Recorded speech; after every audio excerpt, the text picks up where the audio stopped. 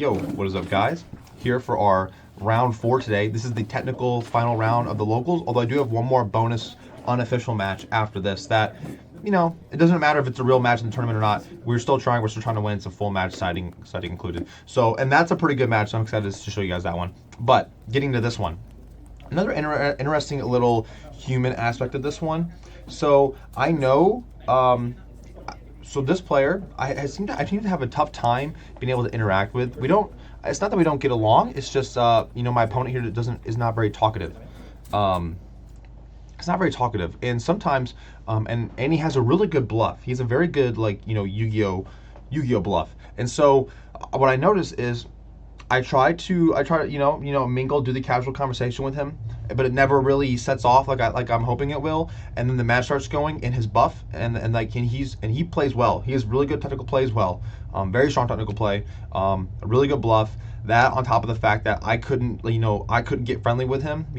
We're not like exchanging whatever, like just bullshit talking. But bullshit talking is sometimes better than no talking. At least I like it. But so in this instance, normally with this player, I tend to get nervous because of all those little notes I just mentioned, and it messes with me. So this day, on this day, I'm sitting across from him. I hear his name for the final round, and I'm thinking, okay, I'm not gonna let myself lose to my own nervousness because I can't talk to this guy. I'm just going to. It's almost like a flip, like a switch you have to flip in your head, saying like, I don't care about the player, I care about the game. I don't care about what he thinks about me. I don't care about if we talk or not. Only thing I care about is how am I going to beat him. That's it. Or it's just those kind of thoughts. And maybe that's kind of weird. I don't know if that's weird. That's me like overthinking things, but it's just like stuff I go through. I play this locals every week. I see this player on enough occasions to know the patterns that I show when I play against this player. Because you're not playing against the deck, you're playing against the player. The deck doesn't matter. It's the player strictly. So this was an instance where, and I just thought I'd mention these because I think they're interesting because they're interesting to me.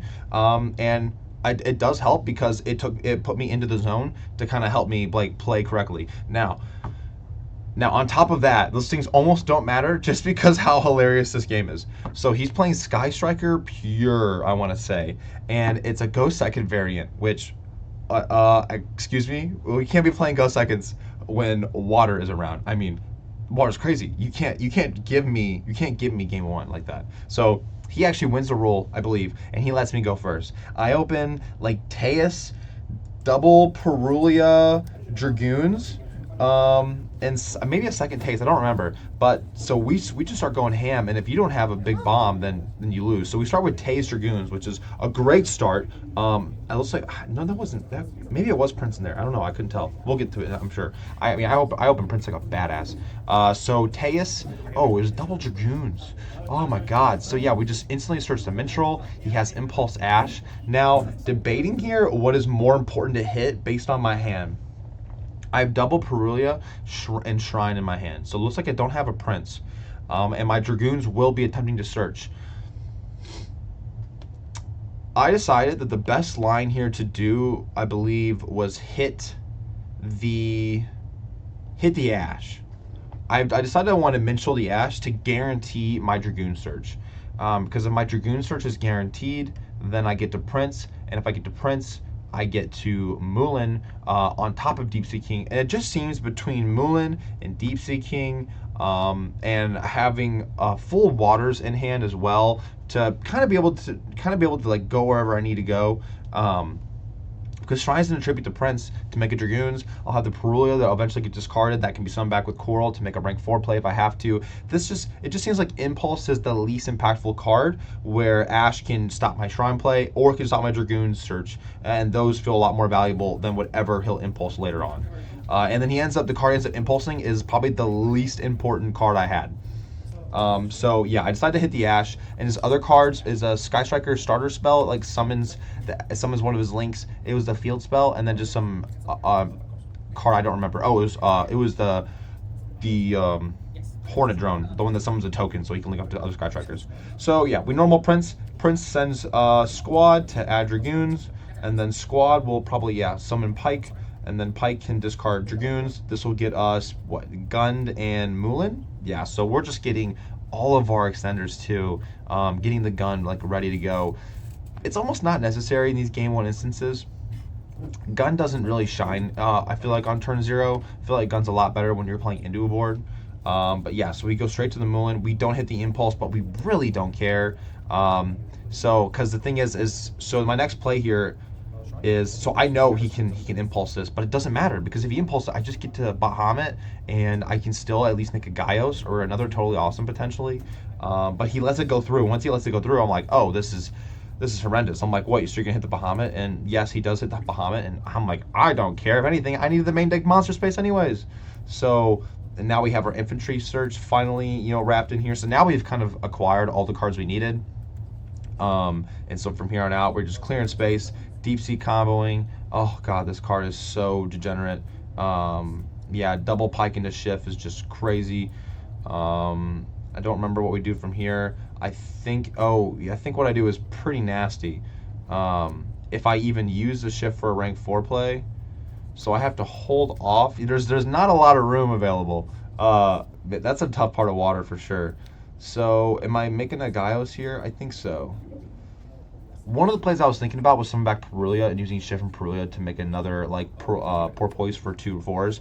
But since I already used one of the Bahamuts, that second rank 4 didn't actually matter. I realized that. Because of that, I went for this play to kind of get me the king, the Triana, the discard outlet. Get me the Gaios to keep, so I don't have to use my next battle phase. Because this is probably a game where I would like to have my battle phase, just because this deck can be grindy, and even though I know he's not beating me here, I mean, like, look at this. I have a Bahamut for the second Toad to shotgun. I have Toad on board, a Gaios negate. This is a double infantry pop, and then targeting protection from all of his cards, from his monster negate. So this is just disgusting. So he's shotguns Hornet drones. He has the Ash back in hand, so I instantly just use the Shrine to discard infantry to pop. I draw Impulse, and that's just so disgusting. He draws Ray, which is insane. His top deck is Ray, but probably one of the best top decks he could have had. And so you could say that some of the plays I make here are questionable. The only thing is, I knew that I had enough for him because I knew his hand. He's one card in hand, and he's really just playing with Ray right now. So I shotgun the Gaios so he can't get a spell dump. I don't know what he could dump. I don't know if he dumped something, if it would let him get any further. All I know is I wanted to cut him off from basically engage and like Widow Anchor as much as possible. I don't want him to have those cards as an option at all. So then he summons the new Link, and I believe I used infantry to pop that. No. Oh, I used Toad.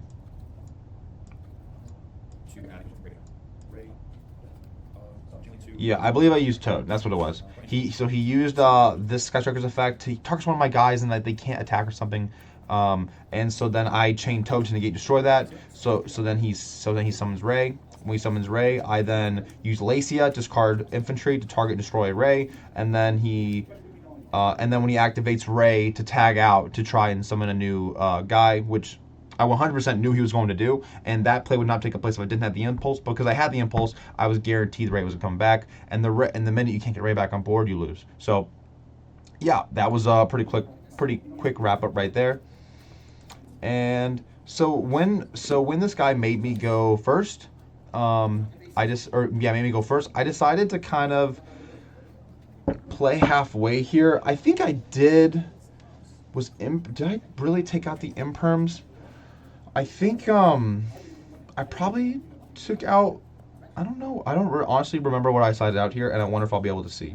So it looks like it's Perulia's and the 3 Imperms is what I'm looking at as my cards. Perulia makes sense. I don't think Perulia's doing a whole lot here. The Imperms also do kind of make sense because you can hit like Kagari and you can hit like the Enfei Searcher, but those are like the really only targets that I really know about that you want to hit.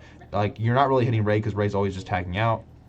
And Imperm just doesn't do a whole lot against this deck. Like, this deck will win, and like, oh wait, so I did side out there just so I could see.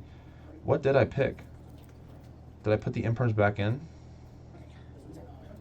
Okay, so it was literally just 2 Lightning Storm Harpy, and then I put the imperms back in. So all I did was set up the Perilias.